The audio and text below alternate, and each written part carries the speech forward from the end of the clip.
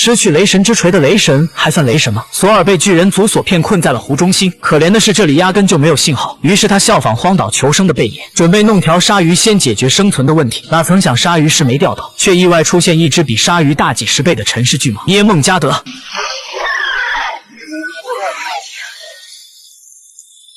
正当索尔想将雷神锤召唤回来时，城市巨蟒竟在水下吞了他的锤子。其实这就是福友骗他来的原因。此时的福友觉得胜券在握，就岔开香槟庆祝了。也就在这时，索尔突然回来，吓得福友尿不湿都尿湿了。但他在辩解着自己阴谋的同时，还不断打量着索尔装锤子的皮包。不过索尔坚信，只要自己不慌张，那恐惧的就是对方。原来皮包里放的是同等重量的石头，因为只有装作什么都没发生的回来，才能暂保自己的安全。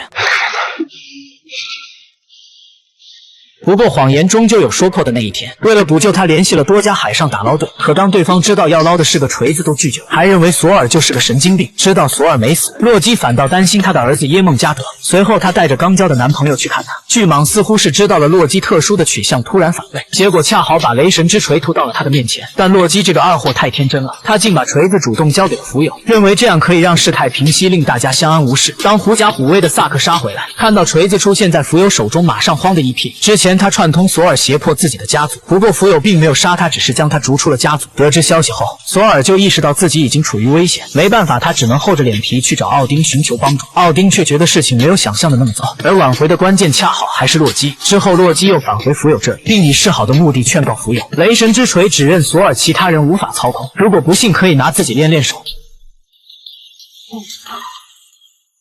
既然不能为自己所用，福友就准备利用永恒之火毁他，而这也正好在奥丁的计划之中。他们计划在运送的过程中抢回雷神之锤，可当索尔截停汽车才知道，出发前福友就让洛基扮成他吸引大家，然后他再驾驶另一辆车出发。不过螳螂捕蝉，黄雀在后，维修师发现了他们的行踪，果断开枪打爆汽车的轮胎。但在索尔还没赶来的这个期间，萨克莎竟半路出现，趁福友下车抢走锤子。母亲拉恩准备射杀自己的女儿，不过她老眼昏花，却射到了无关的小男孩。整个过程他们谁也没注意上空的乌鸦，其实那是奥丁的眼睛，他躲在暗处，时刻充当着一个猎人的角色。雷神之锤的失而复得，令索尔下定了决心，必须来一场说干就干的殊死对决。